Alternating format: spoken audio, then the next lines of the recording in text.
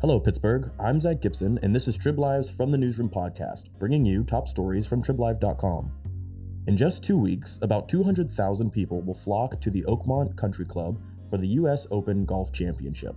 And for those who remember it back in 2016, traffic and parking in the Plum and Oakmont areas will be heavily influenced.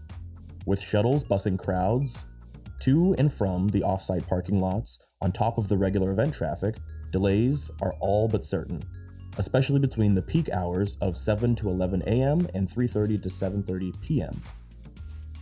Now, this is all along the primary routes to Oakmont, including Allegheny Avenue and Holton Road. TribLive reporter Megan Swift spoke to the USGA Senior Director of the US Open Championships, Danny Sink. She's here today to give us an overview and some details for the spectators and residents to better navigate this event. Hi, Megan. Thanks for coming on.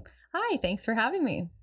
All right, so we are at the Trib full steam ahead in our preparation when it comes to the US Open. It is the 125th US Open, and it's being hosted a few minutes from where we're sitting right now at the Oakmont Country Club. I know one of the biggest things on our plate is prepping with different stories, getting the background on how Oakmont, Pittsburgh, golfers, and fans alike are all prepping for this event. So tell me what it's been like in the weeks leading up to this, how it's been for you prepping to cover all these different sides of the story.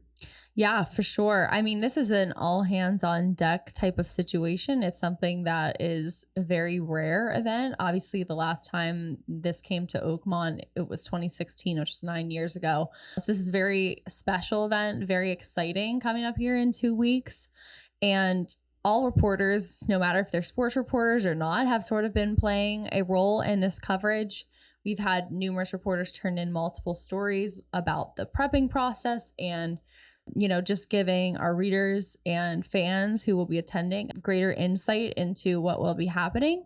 So yeah, it's been an all hands on deck situation for sure. All right. Now, today, Megan is here to help talk about the traffic situation. Of course, with numbers of spectators like these, the traffic is going to be a force that heavily influences everything that happens that day. So could you give me a little bit about the figures when it comes to attendance?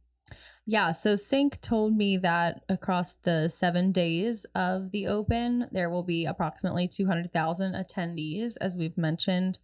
And there will be 2 public parking lots where fans can park their car and then ride the shuttle to the Oakmont Country Club. And there will be a total of 10,000 parking spaces available at those lots. That's where fans can park.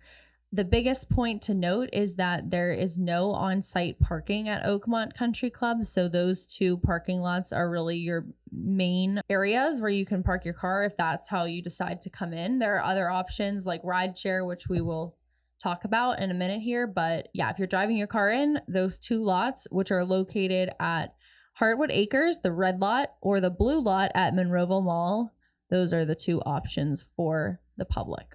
Okay. Now, those are not walking distance from the country club, of course. So there are coach buses that are shuttling all of the spectators to the country clubs in some form of schedule to there. Is there a detail for the schedule? So Sync said, quote, "It's not on a schedule, but their goal is to not make anyone wait in line." So he explained that fans can start arriving at both lots at 5:30 a.m., which is when the first shuttle buses will begin running. That puts the arrival of the first buses at the country club just ahead of the 6 a.m. opening of the admissions gates. And then later in the day, the last buses will depart the club around 9 p.m., which is about an hour after play concludes for the day. There will be a total of 130 coach buses running, quote, continuously that will head back and forth as soon as they're filled. So there's not a specific, like, you can catch this bus at 10 o'clock. It's just going to be, first come, first serve basis. And hopefully, he said there won't be many lines. He did also say for volunteers and anyone who are part of like the vendor team at the Open, they will be able to catch shuttles earlier than 5:30 and later than 9 p.m. to get back and forth just for like setup and cleanup. Okay. Now, as someone who lives between one of these parking lots and the country club, I'm sure it's going to be a very interesting day or week driving to and from and seeing all of these shuttles. For residents that live closer to the country club in Oakmont, how should they go about looking at street parking? For sure. So all local street parking will be enforceable in alignment with your typical Borough of Oakmont ordinances and regulations. That's the same for the Monroeville Mall as well, where overnight parking is prohibited.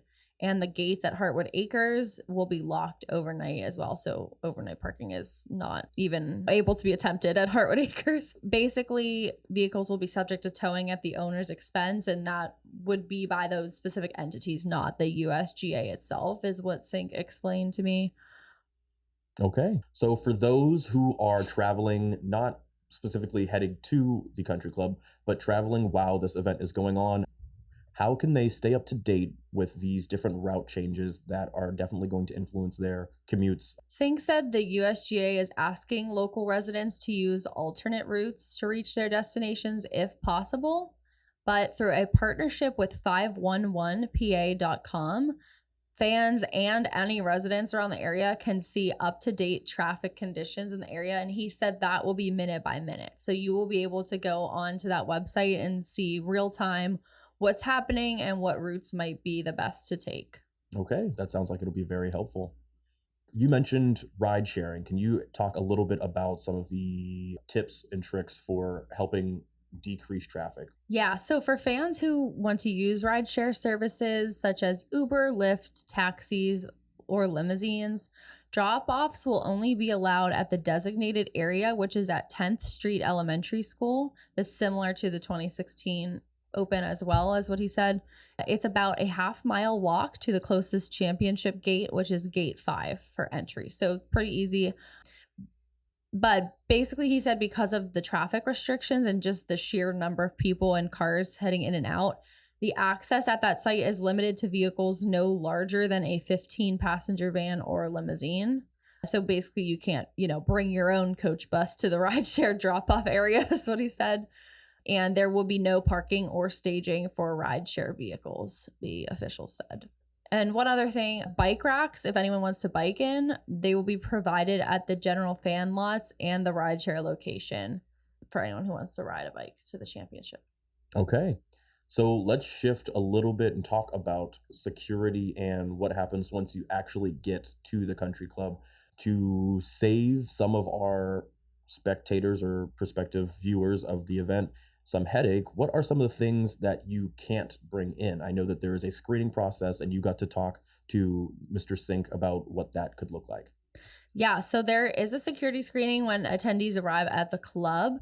There is definitely a long list of prohibited items, which can be found on the USGA website, and that can be, looked at. But some of the main items that are not permitted include food and drink, except for medical or infant needs, backpacks, briefcases, purses, and bags larger than 6 inches by 6 by 6, weapons, explosives, fireworks, computers, tablets, and phones larger than 7 inches. So you have to make sure that your phone or tablet that you're bringing is less than 7 inches long.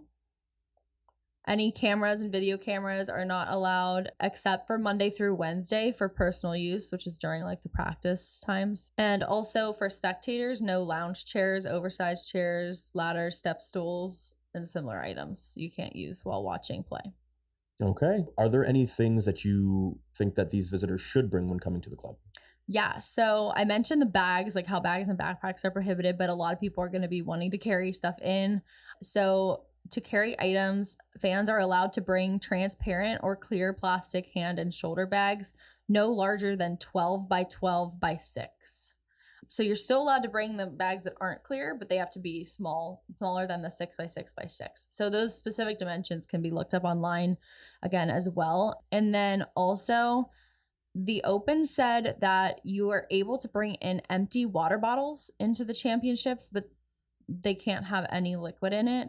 And there's a long list of hydration stations that will be available, and those locations can also be found on the USGA app that you should download for the event. Basically, Sink said you can find all of the pertinent information that you need to know, including the hydration stations, any weather updates, any evacuation notices, just anything like that. And also bleachers, like the closest bleachers to where you're at. So, yeah.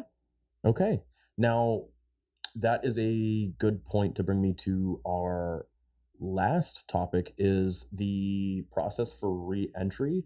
While I was reading your story, I saw that there's a newer technology being implemented that some first-time spectators may not know about.